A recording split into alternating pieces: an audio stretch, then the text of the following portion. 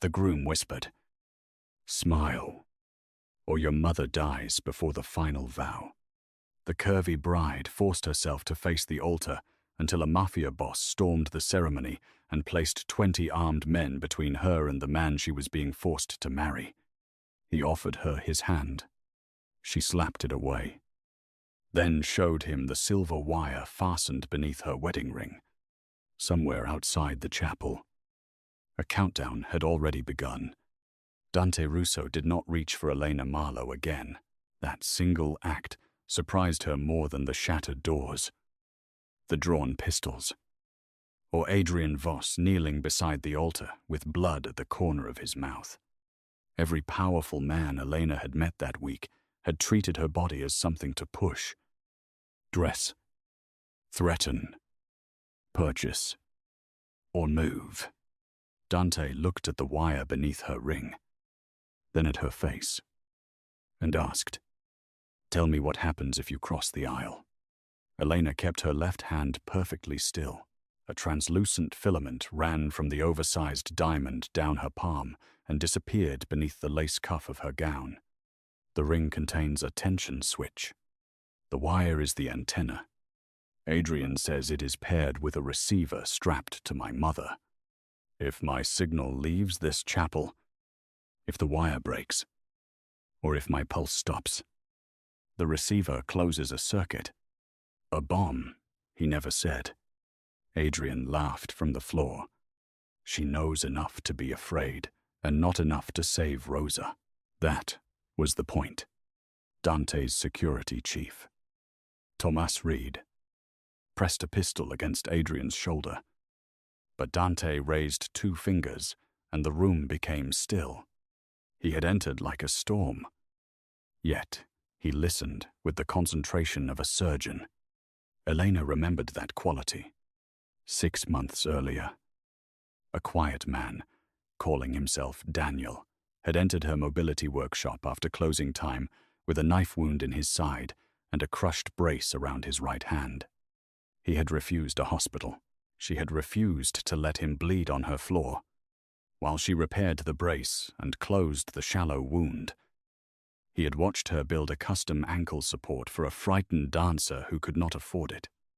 He had returned 3 times under weak excuses. Only later had Elena learned that Daniel was Dante Russo, the most feared man on the eastern waterfront. She had ordered him never to come back. He had obeyed. Until now. The priest stood rigid behind the altar. Guests huddled in the pews. Many of them relatives who had accepted invitations because Adrian's men had visited their homes first. Elena's younger sister, Mia, sat in the front row with a bruise beneath her jaw. Adrian had promised that if Elena refused the vows, Mia would wear the dress instead. Elena had believed him. "How long?" Dante asked. Elena glanced at the tiny green light hidden beneath the diamond. It blinked twice, paused, then blinked again. The pattern changed when you broke through the doors. "I think we have 43 minutes. Dante looked toward Tomas. "Find Rosa. Move 1 man outside," Adrian said. "And the clock loses 10 minutes. Dante did not look at him. "Can you confirm that he asked Elena?" She studied the ring. Elena designed adaptive devices for people whose bodies did not fit factory assumptions. She knew pressure sensors, radio transmitters, medical relays, and the ugly tricks cheap manufacturers used to hide failure. This mechanism was clean, expensive, and customized. "No, he wants you blind. But if his receiver monitors the chapel's wireless field, a sudden flood of outgoing calls could trigger it."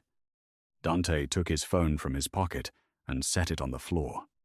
Then he ordered every one of his men to do the same. 20 devices landed on the stone in a quiet sequence. Adrian's smile faded. Dante removed his pistol last and placed it beside them. No transmissions. No sudden movement. Elena decides What happens next? Her name in his voice unsettled her, not because it was tender, because it contained no command. She looked at Adrian. Tell the priest to continue. Mia cried out. Dante's expression hardened. But Elena held his gaze. The vows are the only reason Adrian needs me alive. If the ceremony ends without my signature, he has no reason to keep my mother breathing. We continue slowly while we learn where she is. Dante understood before anyone else. Father Emile, he said, begin again. One sentence at a time. The priest's hands shook as he opened the book. Adrian rose with Tomas's gun following him. Elena had bought herself minutes, but she could feel the transmitter warming against her finger. Father Emile began the formal words. Dante moved to the side of the altar, close enough for Elena to see the pale scar across his knuckles. He had once told her the scar came from punching a locked window when someone he loved was trapped on the other side. She had assumed he was lying. Now she wondered which part. The photographer. Elena whispered without turning her head. Blue tea. He checked his watch when the light changed. Dante's eyes moved once. The photographer stood near the choir loft. Camera raised. One thumb pressed against its battery compartment. Dante did not signal Tomas. He nudged one of the discarded phones with his shoe. Its black screen reflected the choir rail. Elena saw Tomas follow the reflection. Father Emile asked Adrian whether he entered the union freely. I do, Adrian said, smiling at Elena as if they were alone. Tomas moved toward the aisle, apparently to collect a phone. The photographer backed one step toward the side door. Mia stood abruptly and screamed. Every guard turned toward her. Tomas crossed the distance and drove the photographer into a pillar. The camera struck the floor and split open. Inside the battery compartment, a small display showed 39 minutes and an address that vanished before Elena could read it. Adrian lunged toward the device. Dante caught him by the throat. You touch it, I break your neck. Break it. Adrienne gasped. Her mother dies ignorant. Elena saw 3 letters burned into the cracked casing SMC. St. Mercy Clinic. She said. Her mother had received physical therapy there after a stroke. The clinic had closed 2 months earlier. Dante released Adrian and turned to Tomas. Elena spoke first. No phones. Send Mia. Her sister stared at her. There is an emergency radio in the florist's van behind the chapel, Elena said. Channel 9 reaches the harbor patrol without touching the cellular network. Tell them there is a gas leak at St. Mercy. No police language. No names. Mia understood. Their father had taught both daughters to use the old Marine set when they were children. Dante ordered one unarmed man to escort her. But Elena stopped him. If the receiver counts bodies leaving, one person is safer. Dante's jaw tightened. Letting Mia walk out alone offended every protective instinct he possessed. But he stepped aside. Mia ran. The timer inside the broken camera dropped from 39 to 38 without penalty. Adrian's certainty cracked for the first time. Father Emile continued. Each ceremonial sentence became cover for whispered decisions. The photographer, stripped of 2 hidden blades, refused to speak. Elena asked Tomas to turn the camera so she could see the circuitry. He held it at a distance. The receiver showed a map point inside the clinic, but the signal pulsed through a second relay. The device on my mother may not be explosive, Elena said. It could control oxygen, medication, a door lock, anything electrical. Rosa needs insulin at noon. Adrian said. Midnight, now. If I decided. Dante hit him once. A short blow that left Adrian bent over and silent. Elena flinched. Not from sympathy, but from the knowledge that rage could destroy the one source they had. Dante saw it. He stepped away without being told. No more, he said. The apology was not spoken to Adrian. It was meant for her. Father Emile reached the question addressed to the bride. Elena had perhaps 12 minutes before she would be required to answer. The chapel smelled of wax, damp wool, and the white roses Adrian had chosen because he knew she hated them. Her father's funeral had been covered in white roses. Adrian had enjoyed telling her that some memories could be purchased wholesale. Dante studied the guests. Who delivered the dress, he asked. His aunt's tailor. No, Elena said. The dress arrived sealed from Belandi House. Their label was real. She looked down at the fitted bodice and heavy skirt selected to make her feel ashamed of taking up space. Her own clothes had been removed when Adrian's women brought her to the chapel, yet the gown had been altered perfectly without a fitting. Someone had access to measurements stored in her workshop. Someone had entered her private client system. My tablet, she whispered. It was stolen 3 weeks ago.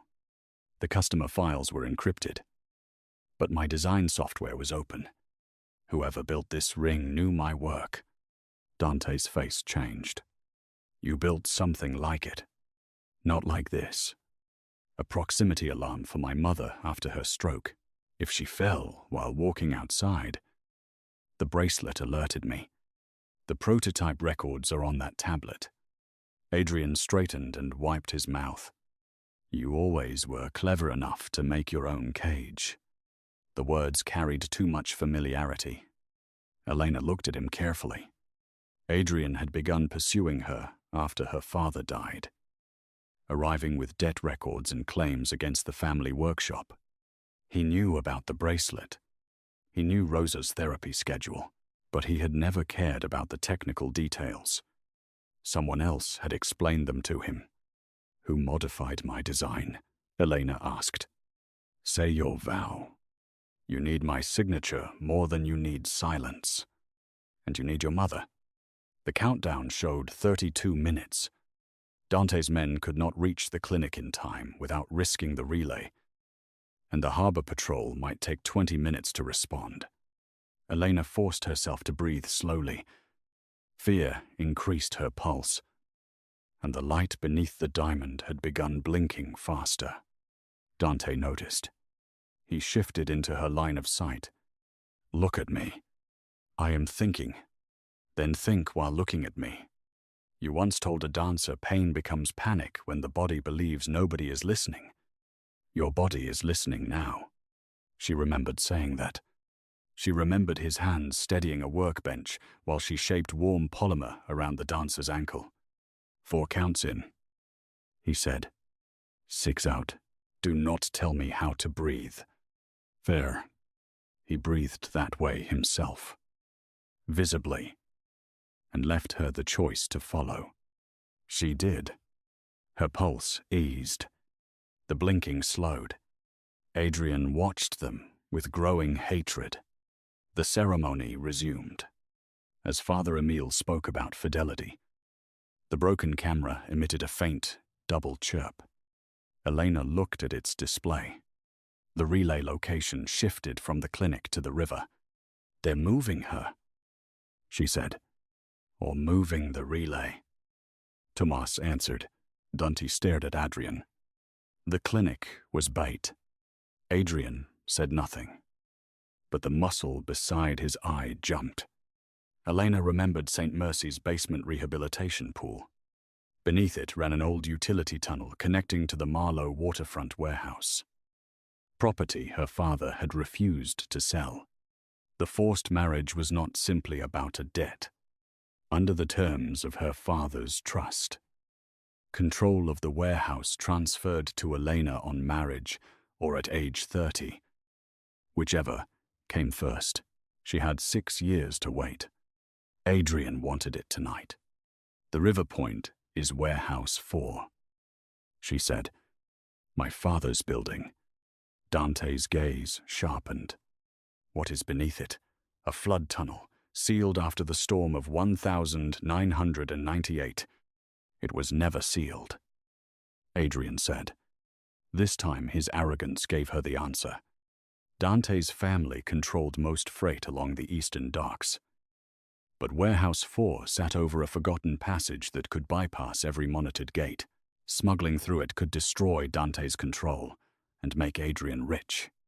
Yet, even that did not explain the precision of the ring. Elena looked at the silver wire again. Factory switches used copper. She used silver only in custom devices for clients with severe skin reactions.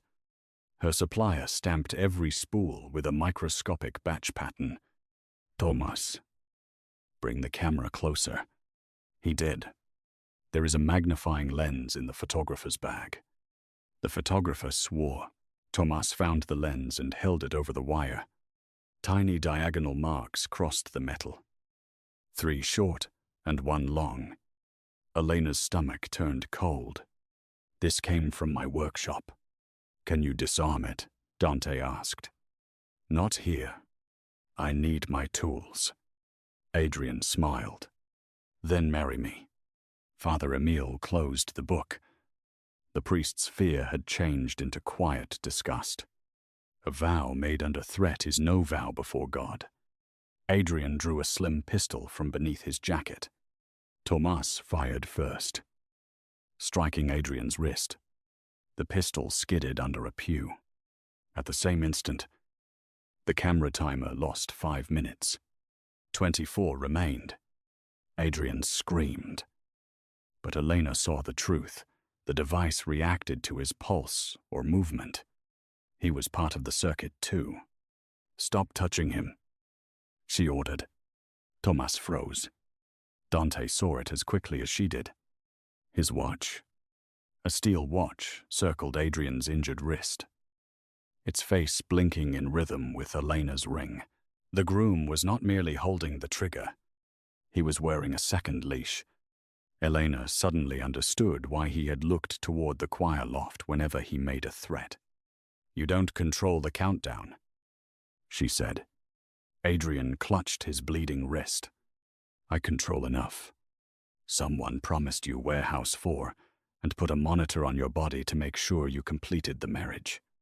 If you fail, you die with my mother. The guests began murmuring. Adrian's face revealed the terror he had hidden behind cruelty. Dante could have used that terror to crush him. Instead, he asked Elena, what do you need? My workshop is 8 minutes away. The ring's transmitter may tolerate a shielded route if the original receiver stays close. She looked at Adrian's watch. He comes with us. Absolutely not, Dante said. His first direct refusal. Then my answer at this altar will be no. The ceremony ends, and whoever built these devices will act. I need my tools.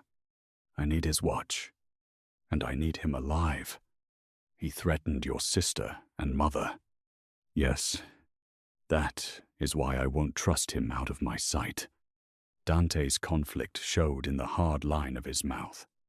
He wanted to carry Elena away, tear the ring from her hand, and solve the rest with force. She could see how easily power had taught him to confuse protection with decision. Finally, he bent, picked up his phone, removed the battery, and handed the empty casing to Thomas. Line the center car with signal blankets. Adrian rides beside me. Elena chooses the route. She had expected another argument. The absence of one moved something inside her that she was not ready to name. They left the chapel in a tight formation. Guests remained under guard for their own safety. While Mia was directed to stay with Father Emile, Elena crossed the aisle with her left hand raised and her wedding train dragging through shattered glass. Dante walked beside her without touching her. Outside, rain darkened the stone steps. 3 black vehicles waited with their doors open. The moment Elena passed the chapel threshold, the ring flashed red. Adrian's watch screamed. Everyone stopped. The timer dropped from 23 minutes to 19. Range boundary, Elena said. The chapel has a local repeater. The photographer began laughing behind them.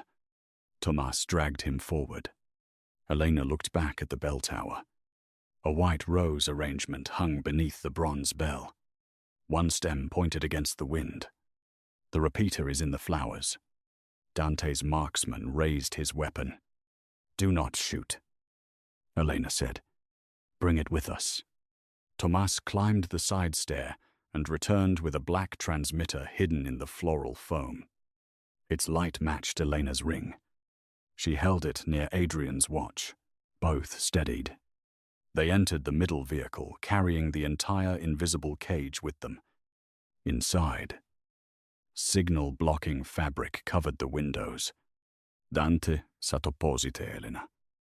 Adrian restrained beside him. Tomas, driving. Rain struck the roof. The timer held at 18 minutes, then began its ordinary descent. 8 minutes to the workshop. Tomas said, Make it 6. Adrian muttered. Dante turned toward him. If Rosa Diaz, your death will be the least important consequence of tonight. Adrian looked at Elena rather than Dante. Ask your rescuer why he visited your father the night before the warehouse fire. Elena's attention snapped to Dante. Her father had died in that fire 11 months earlier. Investigators called it an electrical accident. Adrian had later produced loan documents claiming the workshop and warehouse as security for a debt. Dante said, I went to offer Samuel protection, from whom I did not know then. And now, before he could answer, the vehicle swerved. A truck burst from an alley and struck the rear quarter. Tomas fought the wheel. Adrian's watch slammed against the door, and the countdown dropped to 14 minutes. Motorcycles appeared on both sides. Bullets struck the armored glass. Dante pulled Elena to the floor with his body covering hers, but she shoved against his chest. The repeater, it had rolled beneath Adrian's seat. Its casing split, exposing a loose contact. Every impact made the timer skip. Dante reached under the seat, but his injured right hand could not fit through the narrow gap. Elena lay flat, pressed her cheek to the floor, and reached with her free hand. Her wedding skirt trapped her knees. Dante tore the expensive fabric from hem to hip without hesitation, freeing her legs. She found the repeater and pinched the contact closed. I need something conductive. Dante removed the silver chain from his neck. A small saint's medal hung from it. Elena wrapped the chain around the broken terminals. The light stabilized at 11 minutes.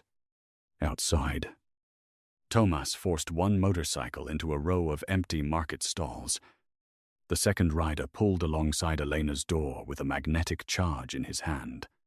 Dante raised his pistol, but firing past Elena risked the repeater. Elena saw the emergency release above the window. Break on my count, she told Tomas. 3, 2. Now. Tomas braked hard. The motorcycle surged ahead. Elena pulled the release, kicked the heavy door open, and struck the rider before he could place the charge. He spun across wet pavement.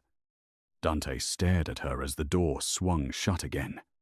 You could have been pulled out, and you could have fired through the repeater. I would not have. Exactly. Their eyes held for a fraction too long. Adrian laughed bitterly. Touching. You two can exchange vows over Rosa's body. The workshop appeared ahead, its blue sign dark. Tomas drove through the loading door. 7 minutes remained. Elena ran to her main bench, dragging the transmitter unit with her. Dante kept Adrian within 3 feet. The workshop smelled of resin, warm plastic, and lavender cleaner.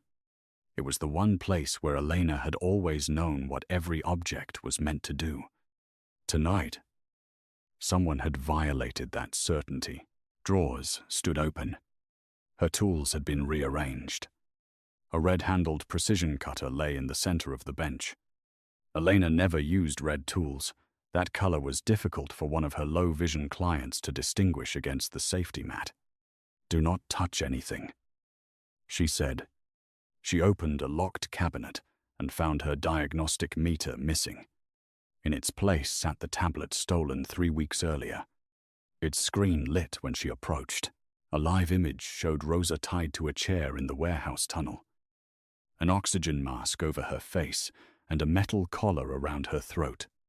Behind her, river water poured through a cracked gate. A message appeared: "Complete the vows at warehouse 4. 10 minutes." The displayed countdown did not match the ring. Whoever controlled the system wanted them confused. Rosa lifted her head toward the camera. Though she could not hear Elena, she deliberately tapped 2 fingers against the chair, paused, then tapped 3. Their old family code. 2-3 meant look below. Elena examined the bottom of the image. The chair cast no reflection in the rising water. "It's pre-recorded," she said. Adrian leaned forward. "No. The water should reflect the chair legs." This video was layered over footage of the tunnel. She looked at the clock embedded in the clinic monitor behind Rosa. It read 9:17. Nearly an hour earlier. Her mother had been at the clinic, but might not be there now. The ring timer hit 5 minutes. Elena connected a bench power unit to the stolen tablet and opened her design application. The intruder had copied the original fall alarm file, but modifications were listed in the metadata under an employee credential J. Marlowe. "My father's account. He is dead," Tomas said. "Someone kept his access token." Elena opened the circuit diagram. 3 sensors appeared her ring, Adrian's watch, and Rosa's collar. Breaking one would close the other 2. But the designer had left a maintenance loop. A hidden 30-second pause, allowing a technician to replace a battery. "I can freeze it." "But only once." "Long enough to remove the ring?" Dante asked. "Long enough to remove one device. If I choose mine, my mother remains connected to Adrian. If I choose his watch, he can run, but I remain the trigger. Choose yours," Dante said. Adrian said the same thing at the same time. Elena stared at the schematic. Both men still believed her freedom was the central problem. "No. I remove my mother's collar. We don't know where she is," Dante said. "Then we find her before I use the pause." The countdown reached 2 minutes. A new line appeared on the tablet: "Bride and groom must arrive together." Dante paced once, every instinct in him colliding with the limits of the circuit. "We take Adrian to warehouse 4. My people surround it quietly. The attackers knew our route," Tomas said. "Someone heard the chapel plan before the phones were active." Dante's gaze moved to the saint's chain Elena had used to repair the repeater. "My chain." He tore the metal free. Inside its back was a paper-thin tracking chip. His face went still. "Only 3 people knew I never removed this." Adrian smiled through his pain. "Now you are finally attending your own family's wedding." Dante crushed the tracker beneath his heel. The timer reached 30 seconds. Elena entered the maintenance command, but did not activate it. At 5 seconds, every light turned green. The countdown reset to 60 minutes. Adrian exhaled. The first clock was only the invitation. Elena said. A final message appeared. Midnight, transfer required.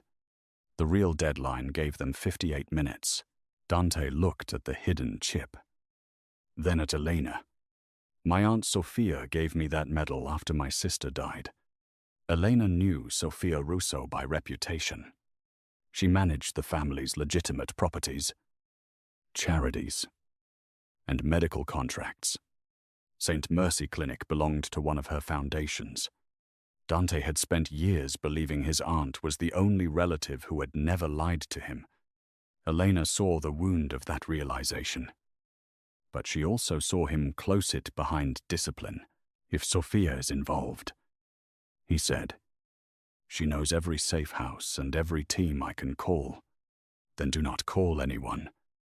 Elena replied, You, me, Thomas, and Adrian go to the warehouse.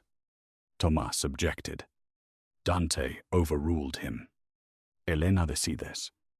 They exchanged the ruined wedding car for an unmarked delivery van stored behind the workshop. Elena changed out of the torn gown in her office, but kept the ring and the fitted lace sleeve around the wire. She pulled on dark trousers, boots, and a loose green sweater from her emergency drawer.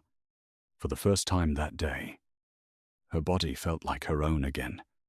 When she emerged, Dante was wrapping Adrian's wounded wrist. He did it efficiently, without kindness and without needless pain. Elena noticed the blood on Dante's white shirt, the rain in his hair, and the fatigue he would never admit. Why did you come to the chapel? She asked. I intercepted a payment from Voss to the priest. That tells you a wedding was happening. Not that I wanted rescue. His silence answered. You had me watched. After your father died. Yes. Protection without consent is surveillance. I know. He did not defend himself. I stopped after you told me not to return to the workshop. 3 days ago. Thomas saw Adrian's men take Mia. I should have come to you then. Why didn't you? Because every time I enter someone's life, my enemies follow. I convinced myself distance kept you safe. Elena looked at the wreckage of her workshop. Distance did not work. No. Neither did deciding for me. No. His willingness to say the word made anger harder to hold. Though not impossible, she tightened the strap securing the repeater. My father met you before the fire. Tell me why. Dante looked toward Adrian, who pretended not to listen. Samuel discovered that someone was moving medical equipment through Warehouse 4. The manifests named my companies, but the shipments never entered my network. He asked me to investigate. I offered guards. He refused because he believed someone inside my house controlled them. Did you find that person? I found altered records and 3 dead accountants. Then your father's warehouse burned. You let me believe it was an accident. I had suspicion. Not proof. You decided what truth I could survive. He accepted that too. Yes. Elena wanted to hate his restraint as much as she hated his power. Instead, she remembered him on her workbench, refusing pain medication because he wanted to stay alert while she repaired his brace. He had trusted her hands before he trusted her with his name. That memory did not absolve him. It complicated him. They drove without lights along the service roads to Warehouse 4. River fog pressed against the windshield. Adrian guided them to an old loading gate hidden behind stacked containers. He claimed the tunnel entrance required Elena's fingerprint and marriage certificate. Her father's trust had installed a biometric lock after repeated break-ins. The spouse clause was meant to allow a chosen partner emergency access. Adrian had turned it into a weapon. Sophia needs the transfer because she cannot open the tunnel herself. Elena said, Why? The wedding spectacle. She could have forced my fingerprint. Adrian stared ahead. The ownership system sends an automatic copy of any forced entry alert to federal storage. A lawful marital transfer creates no warning. And after you owned it, I was promised the Western Docks. You believed her? Dante asked. Adrian's laugh held no humor. I believed she hated you more than she needed me. At the warehouse gate, the ring flashed once. A speaker crackled. Sophia Russo's calm voice filled the van. Don't. Leave the bride and groom. Drive away with Tomas. Rosa will be released when the transfer is complete. Dante reached for the microphone. Elena stopped him. She expects you to negotiate. Elena pressed the button herself. Show me my mother live. You have inherited Samuel's suspicion and his warehouse. For another 49 minutes, the speaker fell silent. A small monitor beside the gate came alive. Rosa appeared tied to the same chair, this time with a paper calendar held in her lap. She looked pale but alert. Elena said, Mom. Lift your right foot. Rosa lifted her left. Their private rule was to do the opposite when someone was listening. Live image. Elena asked her to cough twice if she could see a door. Rosa coughed once. No visible exit. Dante scanned the warehouse exterior. She may be below us. Or back at the clinic. Elena said. She asked, Mom, is the room cold? Rosa closed her eyes for 3 seconds. In the family code. 3 meant yes. St. Mercy's therapy pool basement was always warm. Warehouse 4's tunnel was cold. Rosa was inside. We enter, Elena said. Sophia's voice returned. Only the bride and groom. Then you receive no signature. Dante comes as my legal witness. Dante glanced at her. Adrian whispered. She will refuse. She needs the transfer more than she needs control. Elena replied. Sophia waited 10 seconds. Dante may enter unarmed. Tomas stays outside. Dante placed his gun in Tomas's hand. He also removed a knife from his ankle and another from the back of his belt. Elena raised an eyebrow. That is all, he said. Tomas looked offended by the claim. The gate opened. Elena walked between Dante and Adrian, carrying the repeater in a padded case. She could feel both men adjusting their pace to hers. This time, neither reached for her. The warehouse interior was dark, except for a row of floor lights leading to a freight elevator. The elevator descended beneath the river line. Water groaned behind concrete walls. When the doors opened, 6 armed guards surrounded them. At the far end of the tunnel, Rosa sat beneath a hanging lamp. The metal collar around her neck displayed 44 minutes. Sophia stood beside her in an ivory suit. Silver hair pinned neatly back. She looked less like a criminal mastermind than a woman arriving early for a board meeting. Elena, she said, your father created a great deal of suffering by refusing one signature. I hoped you would be more practical. He died refusing you. Sophia smiled faintly. He died believing Dante could protect him. Dante moved forward. 3 rifles rose toward his chest. Elena said, Stay. He stopped. The word cost him. And that was why she used it. Sophia noticed. You always did collect broken things. Dante, your sister, your father. Injured men who called themselves loyal. Now, a woman who repairs braces. Elena is not mine to collect. Sophia's smile disappeared for the first time. Elena looked toward her mother. The collar had a sealed battery housing behind the neck. She needed physical access for the maintenance pause. I will sign after I verify the trust transfer and inspect my mother's device. Sophia produced a tablet. The documents are prepared. Inspection first. You are in no position to set terms. Elena lifted her ring hand. Then kill us and lose the warehouse. Adrian shifted beside her. Sophia watched him with open contempt. Bring Rosa forward. 2 guards wheeled the chair to a steel table. Elena approached. Dante remained several steps away, his gaze tracking every weapon. Rosa's eyes filled, but Elena did not embrace her. The collar's circuit could react to pressure. She knelt and examined the clasp. Did they inject you?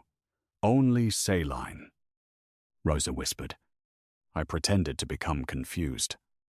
So they stopped asking questions, even tied to a chair. Her mother had resisted in the only way available to her. Elena kissed her forehead.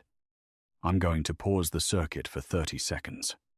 When I tell you, drop your chin and do not move. She opened the repeater case and connected the stolen tablet. Sophia said, no removal until the transfer. The collar battery is swelling. Look at the rear seam. If it fails, every device closes and your legal transfer ends with 3 bodies. It was a lie, but a technically credible one. Sophia ordered a guard to watch Elena's hands. Elena opened the maintenance screen. 28 minutes remained. The command would freeze all 3 devices, but removing the collar required a narrow hex key. Her red-handled cutter, the planted tool, contained one in its base. Whoever had left it wanted her to reach this point. She had brought it despite the risk. When she unscrewed the handle, a folded strip of paper slid out. On it, in her father's handwriting, were 6 numbers. Elena's breath caught. Samuel had hidden something inside the tool before his death. The tool had not been planted by Sophia. Someone had recovered it and returned it with the tablet. She looked at Tomas's absence beyond the tunnel. Then, at Dante, there was no time to understand.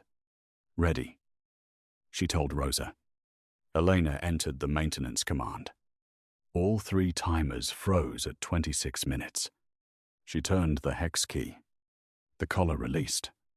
A guard immediately seized it from her, but Elena had already slipped the battery out with her thumb. Done, she said. Sophia checked her monitor. Rosa's icon remained green because Elena had bridged the contact with the silver chain. Sign. Elena helped her mother stand. Rosa leaned heavily against her. She leaves first. Sophia shook her head. After. Then Adrian gets no wife. Adrian grabbed Elena's arm. Dante crossed the space before the guards could react. But Elena drove her heel into Adrian's knee and twisted free herself. The ring light jumped from green to amber. Everyone froze. Touch me again, she told Adrian. And none of us learns what amber means. He backed away. Dante did too. Elena turned to Sophia. My mother goes to the elevator with Dante. I stay here with Adrian and sign when I see her reach the ground floor. You would remain alone? Dante asked. No. I would remain with 6 armed guards. A groom who cannot control his own watch. And the woman who needs my living fingerprint. That makes me the safest person in the tunnel. It makes you a hostage. I already am. The difference is that now I am choosing the terms. Dante's eyes held hers. She saw refusal, fear, and a form of respect stronger than agreement. I will get Rosa out, he said. No promise to return. No claim that everything would be fine. Just the next necessary action. Elena gave him the Saint's medal, now separated from its tracking chip. The chain is holding the collar circuit closed. Do not disconnect it until you are outside. His fingers closed around hers for 1 second. Careful not to disturb the ring. Then he took Rosa's weight and guided her toward the elevator. Sophia allowed 2 guards to follow them. On the monitor, Elena watched the elevator rise. At ground level, Tomas appeared from behind a container and pulled Rosa to safety. The 2 guards turned their rifles toward Dante. He stepped between them and Rosa. Gunfire flashed. The monitor went black. Elena's heart slammed, and the ring turned red. Sophia seized her wrist. Control yourself. Elena pulled free. You just lost your leverage. Perhaps you lost yours. A side door opened. Dante returned alone. Blood spreading across his left shoulder. He had sent Rosa up with Tomas, then used the descending counterweight ladder to come back. You were supposed to get her out, Elena said. I did. You were not supposed to come back. You did not ask me to stay away. It was a reckless answer. But his face held no performance.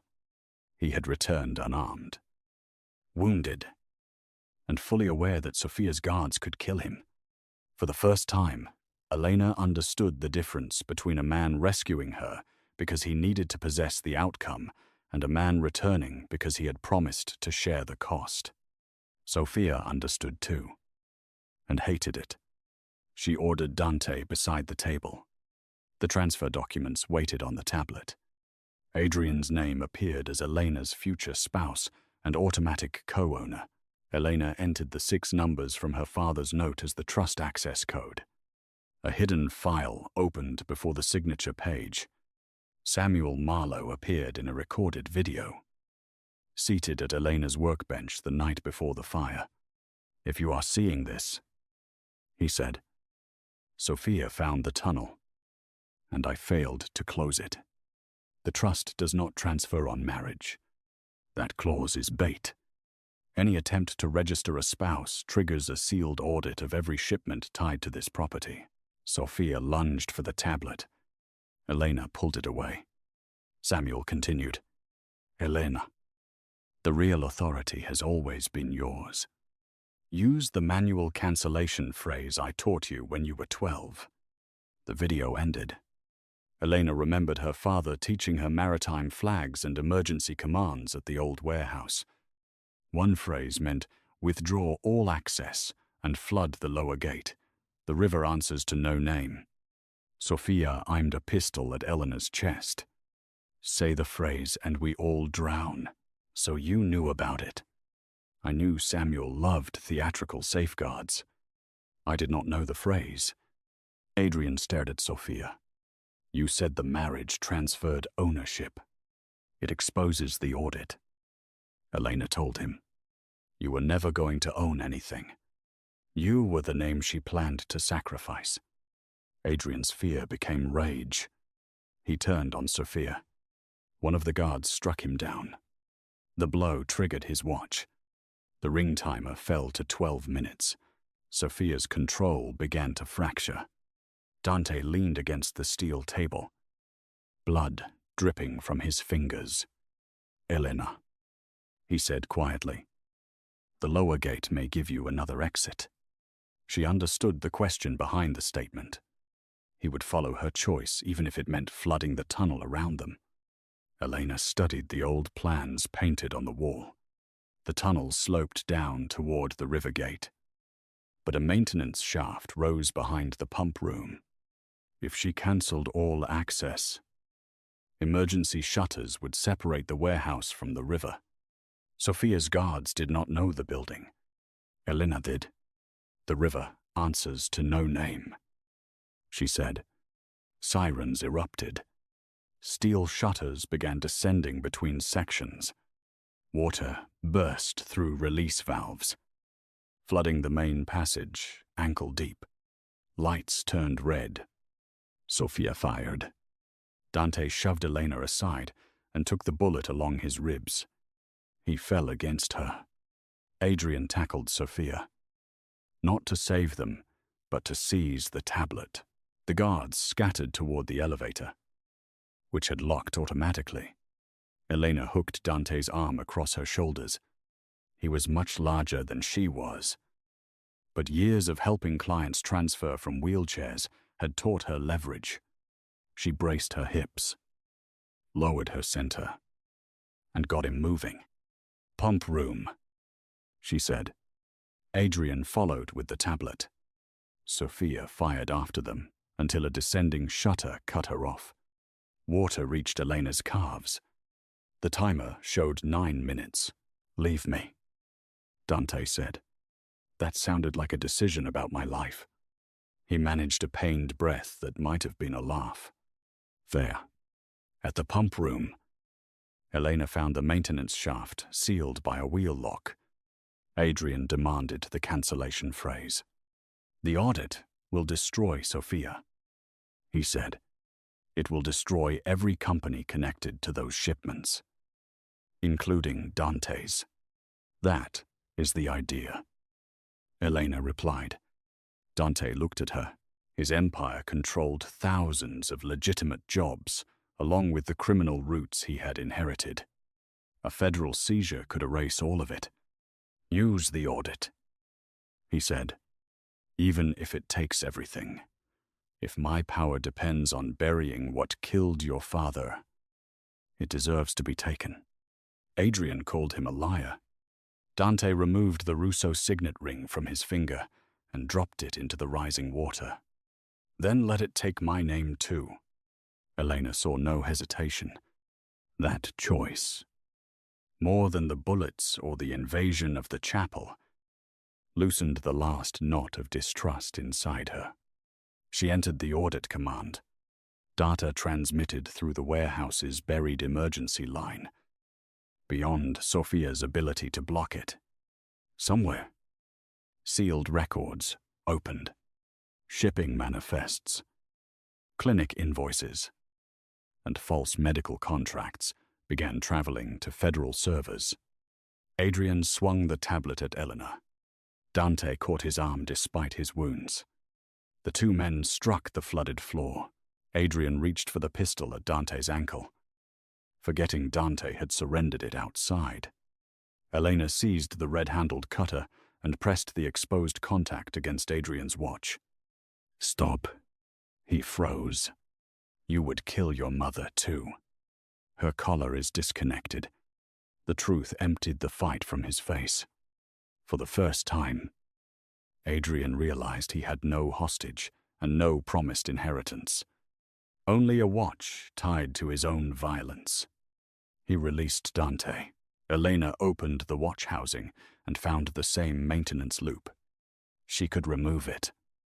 But Adrian would then be free to attack again. She looked at him. "Your life is in my hand, and I am not going to do what you did with mine." She froze the circuit, released the watch, and threw it through the bars into the flooded passage. The timer stopped. Adrian stared at his bare wrist. Why? Because freedom that depends on becoming you is not freedom. A blast shook the tunnel. Sophia had forced one shutter open, sending a wall of water toward the pump room. Elena turned the wheel lock. It would not move. Dante tried beside her, but blood loss weakened him. Adrian could have run. Instead, he gripped the wheel too. If this opens, where does the shaft lead? Roof crane. Then push. Together. The three turned the rusted wheel. The hatch released. Elena climbed first, then helped pull Dante through. Adrian entered last as water filled the pump room. The vertical shaft was narrow, lined with iron rungs. Dante's left arm failed halfway up. Elena wedged herself beneath him, using her shoulders to support his weight. He told her he was too heavy. She answered, "People have been telling me what bodies can carry my entire life." "Climb," He climbed. Above them, Tomas opened the roof hatch. Cold rain struck Elena's face. Tomas hauled Dante onto the roof. Then Adrian emerged and immediately found 3 guns aimed at him. He raised his hands. Below, Warehouse 4 shuddered as emergency gates redirected the river through the smuggling tunnel. Police and harbor units surrounded the property. Summoned by Mia's gas leak call and the automatic federal audit alert, Sophia appeared on an exterior catwalk, dragging Father Emile in front of her. She had taken him from the chapel during the confusion, using a second team, a pistol pressed beneath his jaw. "End the audit," she shouted, "or the priest dies." Dante tried to stand. Elena pushed him down. "You cannot stop the audit," Elena called. "Samuel designed it to continue once released. Then give me the tablet and a car. The tablet is below." Sophia looked toward the flooded warehouse. Her escape plan had vanished. She pulled Father Emile toward a ladder leading to the roof. Tomas aimed, but the priest blocked his shot. Adrian stood near the crane controls. Elena saw him look at Sophia, then at the police lights. He had one final choice between the woman who had used him and the people he had harmed. He moved toward the crane panel. Sophia shouted for him to stop. Adrian activated the cargo arm. A suspended net of empty barrels swung across the catwalk, striking the railing between Sophia and Father Emile. The priest dropped. Sophia fired at Adrian. The bullet hit his side. Tomas fired once, knocking the pistol from Sophia's hand. Officers climbed the stairs and pulled her down. Adrian collapsed beside the crane controls. Elena knelt near him. "I did not do it for you," he said. "I know. Tell Rosa I am sorry. You will tell her yourself after you answer for what you did." He gave a weak, bitter smile, still setting terms, still alive to hear them. Paramedics reached the roof. They cut Dante's shirt and found that the bullet along his ribs had passed through muscle, while the first wound in his shoulder had lodged near the joint. He needed surgery. He refused transport until he saw Rosa. Elena took his face between her hands. "My mother is safe. Sophia is in custody. The audit is moving. Your men can protect themselves. Get into the ambulance." "Is that your decision?" "Yes." "Then I trusted." He allowed the paramedics to take him. Before the doors closed, he looked at her bare left hand, somewhere in the flooded tunnel. The forced wedding ring had slipped free after the system died. "I am sorry I offered my hand in the chapel, as if leaving were simple," he said. "I am sorry I slapped it. You had excellent reason. I still wanted to." The admission remained between them as the ambulance drove away. Elena spent the next 6 hours at the hospital between her mother's examination, Mia's statement, and questions from federal investigators. Rosa suffered dehydration and bruising, but no permanent injury. Adrian survived, surgery under guard. Father Emile identified Sophia's chapel team. The photographer agreed to cooperate after investigators showed him the audit records. Bidavn. Warrants had reached 6 clinics, 4 shipping companies, and 3 Russo offices. Dante woke after surgery to find Elena sitting beside his bed in borrowed clothes. Her torn lace cuff folded on the windowsill. "You stayed," he said, "until you woke. That sounds temporary." "It is honest." He accepted the answer. His right hand lay open on the blanket. There was no signet ring, no emblem of authority. Elena placed the saint's medal beside him. The tracking chip was gone. and the broken chain had been replaced with a simple cord. My father hid the code in my workshop, she said. Someone returned the tool and tablet. It was not Sophia. Thomas, Dante replied. He searched the ruins after Samuel died. He found the cutter inside a fireproof cabinet, but did not know what it contained. When your tablet surfaced in Sophia's evidence room, he stole it and put both in the workshop before the chapel raid. He could not contact me without warning her. So your security chief broke into my building. Yes. We need to discuss your family's definition of protection. At length, she almost smiled. Dante's expression became serious. The audit will take my legitimate companies into receivership. I have ordered my attorneys not to challenge the records. Every family harmed by the clinic shipments will be compensated before any Russo asset is protected. The hidden shipments had not carried drugs or weapons. Sophia had trafficked stolen medical devices, replacing approved implants and mobility equipment with dangerous counterfeits, then used charitable clinics to bury the injuries. Samuel discovered the scheme when one of Elena's clients received a defective brace bearing a forged certification. The deaths of 3 accountants and the warehouse fire had protected millions in profit. Dante's name appeared on the contracts because Sophia had used his companies as cover. He could have fought responsibility. Instead, he accepted that power carried obligations, even when betrayal hid beneath it. You may lose everything, Elena said. Not everything. He looked at her, then corrected himself. That was unfair. You are not a possession I can count among what remains. Good correction. I am learning under hostile conditions. You learn quickly. The words softened the room. He did not reach for her. Elena took his hand herself. Careful of the intravenous line. His fingers closed around hers. There was no countdown. No wire. And no audience waiting for her answer. She stayed until Rosa was discharged that afternoon. Then she left. Dante did not send guards after her. He asked Thomas to provide a list of known threats, and Thomas handed it to Elena so she could choose her own security.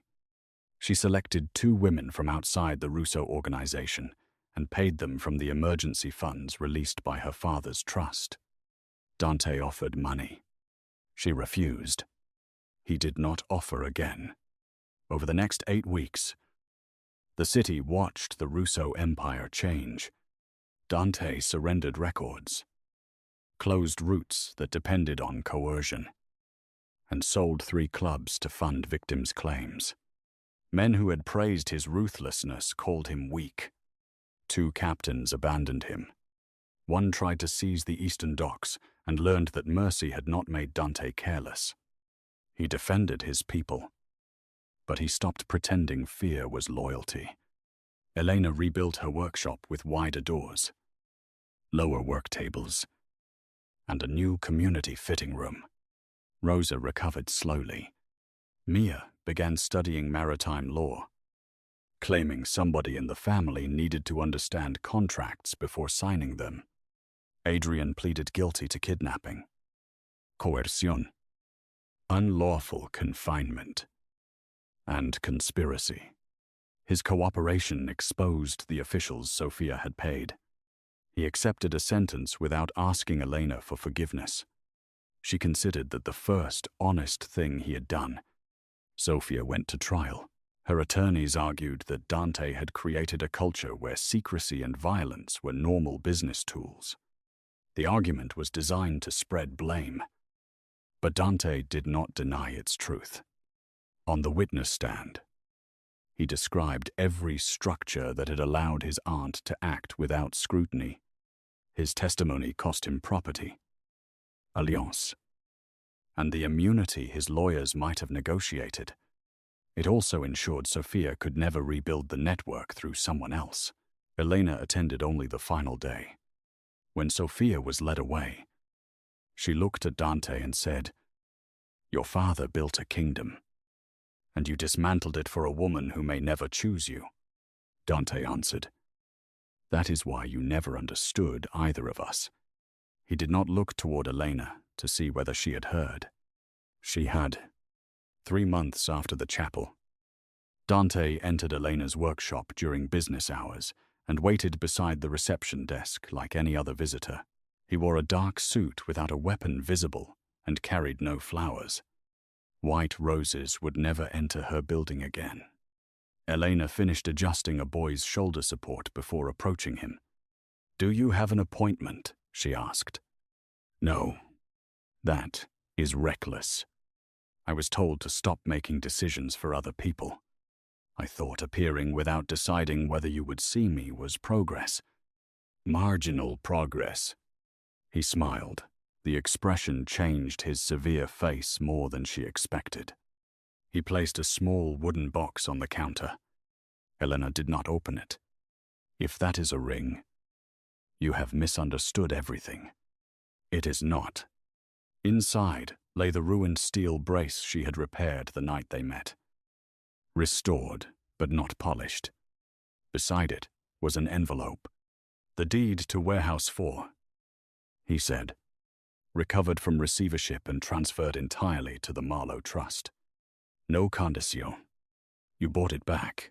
The Victims Fund purchased it as part of a restitution agreement. Your workshop will operate the inspection lab that prevents counterfeit devices from entering local clinics. Only if you accept the contract after your attorney reviews it. Mia is going to enjoy that. I fear her more than most judges." Elena closed the box. "Why bring the brace?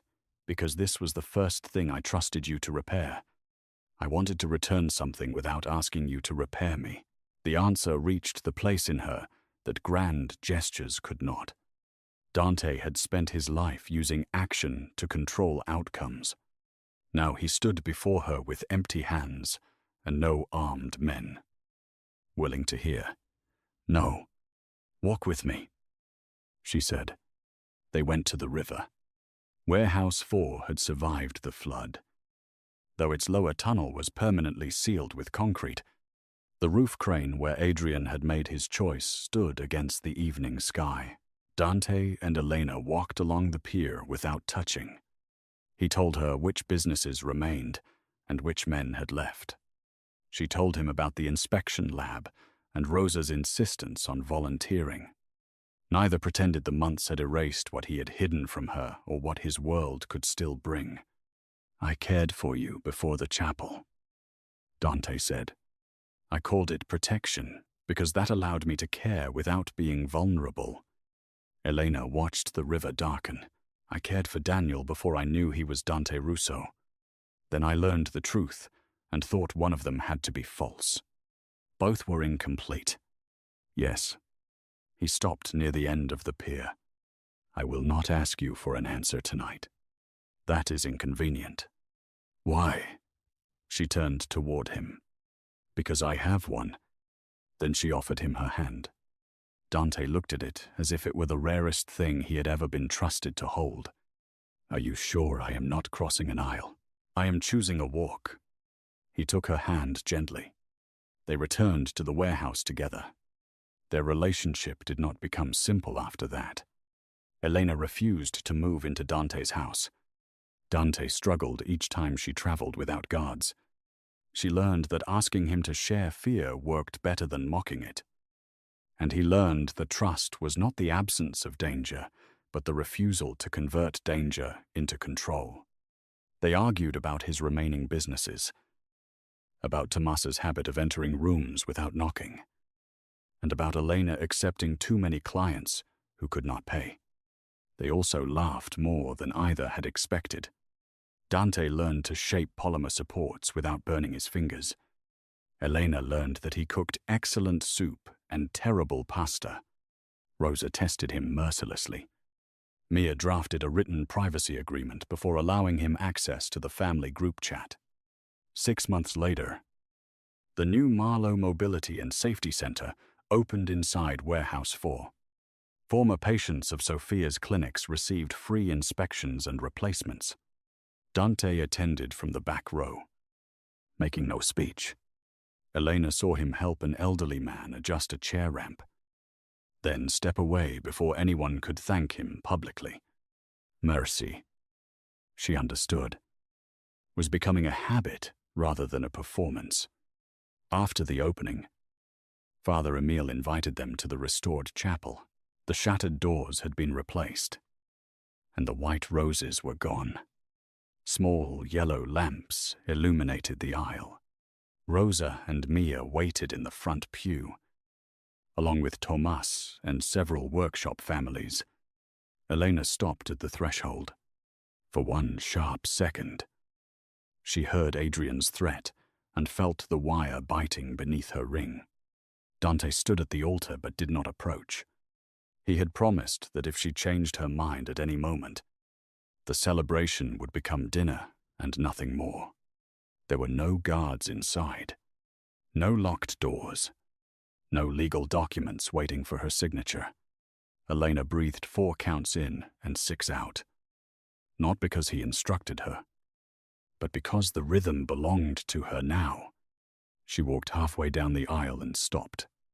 Dante's face remained calm, though his hands tightened at his sides. Elena looked at the people she loved, then at the open doors behind her. She could leave. That freedom was the foundation of every step that followed. Dante did not offer his hand. He waited. Elena smiled and held out hers. "You are supposed to meet me halfway," she said. He crossed the remaining distance. "I did not want to presume. Marginal progress," she whispered. He laughed softly, and the chapel released a breath with him. There was no dramatic invasion, no empire watching, and no bargain hidden inside the vows. Father Emile asked whether they came freely. Dante said yes. Elena looked at the man whose hand she had once slapped away because accepting it would have surrendered lives to someone else's control. He had not saved her by carrying her out of that chapel. He had saved something between them by stopping when she said no, listening when she chose the plan, returning when escape would have protected him, and sacrificing power when justice demanded it. She had saved herself, her mother, and him in ways no weapon could accomplish. "I do," she said. Dante slid a plain gold band onto her finger. There were no wires beneath it. Elena flexed her hand, feeling only warmth. Outside, the river moved past the warehouse whose secrets could no longer be used as chains. When Dante offered his hand after the ceremony, she did not need it to escape. She took it because the doors were open. Her family was safe, and the choice was finally hers.